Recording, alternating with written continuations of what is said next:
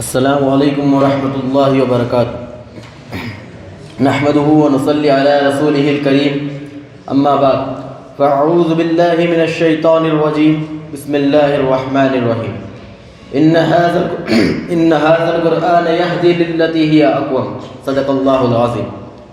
محترم حضرات، حضرت حکم صاحبان اور میرے عزیز ساتھیوں، آج کے اس مسابقتی پروگرام میں میری تقریر کا عنوان ہے نزول قرآن کا مقصد اور انسانی دنیا پر ہماگیر اثرات۔ اللہ تعالیٰ سے دعا ہے کہ اللہ تعالیٰ مجھے صحیح بات کہنے اور آپ سب کو صحیح بات سمجھنے کی توفیق عطا فرمائے۔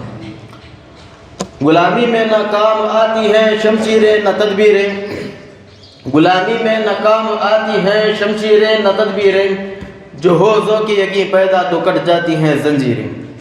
محترم حضرات، قرآن کریم کا نزول صرف تبرک حاصل کرنے کے لیے نہیں ہوا تھا، بلکہ قرآن کریم کا نزول زندگی کے نظام کو بدلنے، دلوں کو فتح کرنے اور دنیا پر حق کا پرچم لہرانے کے لیے ہوا تھا۔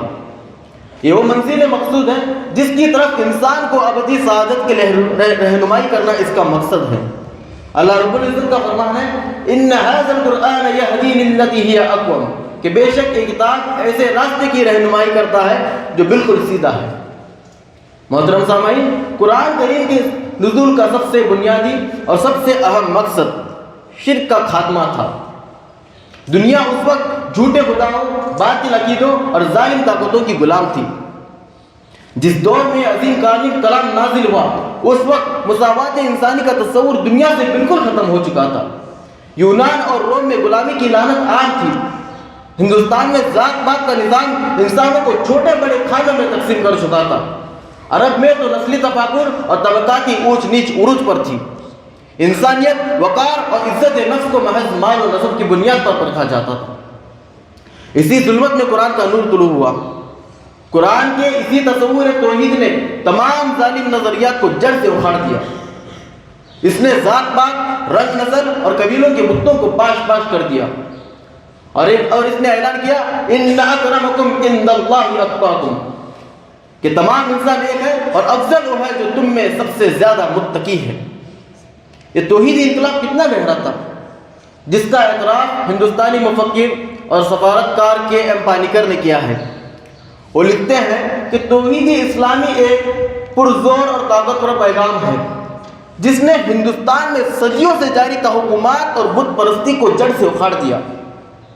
اور صرف یہی نہیں، بلکہ ہندوستان کے پہلے وزیر اعظم پنڈت جواہر لال نہرو نے بھی قرآن مجید کے تعلیمات کے اثرات کو تسلیم کرتے ہوئے اپنی کتاب دی گلمپسز آف ورلڈ ہسٹری میں بیان کیا ہے کہ قرآن مجید کی تعلیمات تھی جنہوں نے تاریخ میں پہلی بار عام مسلمانوں کو مساوات، بھائی چارے اور جمہوری طرز زندگی کی تعلیم دی، جس کے نتیجے میں انہوں نے اپنے آپ کو عظیم فتوحات کا اہل بنایا۔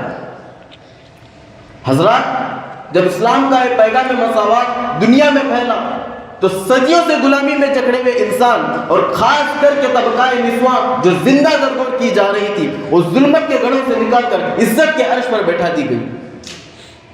قرآن کا نزول اس لیے ہوا تھا کہ وہ انسانوں کو ایک ایسا قانون دے جو حقوق اللہ اور حقوق العباد کی بنیاد پر کامل عدل قائم کرے۔ اس نے زکوٰۃ کا نظام دے کر مال کو ایک ہاتھ میں جمع ہونے سے روکا۔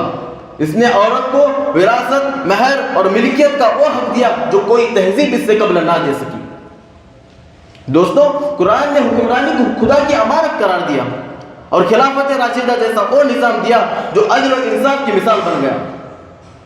یہ اس کتاب کی قوت تھی کہ وہ قوم جو جہالت اور ظلمت میں ڈوبی ہوئی تھی، وہ صرف چند دہائیوں میں دنیا کی سب سے بڑی فاتح، معلم، منتظم قوم بن کر ابھری۔ قرآن جو اپنی پہلی وحی اقرا سے شروع کرتا ہے، اس نے انسان کو اندھی تقلید سے نکال کر غور و فکر کی دنیا میں داخل کر دیا۔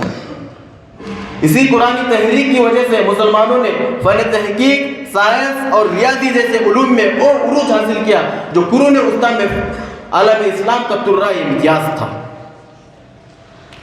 عزیز ساتھیوں، قرآن کریم کا سب سے بڑا انعام اور سب سے عظیم مقصد اخروی زندگی کی کامیابی ہے۔ یہ کتاب ہمیں بتاتی ہے دنیا عارضی ہے اور ہماری اصل زندگی آخرت کی ہے۔ عزیز دوستو، قرآن مجید ہماری دنیا و آخرت کی کامیابی کا ضامن ہے۔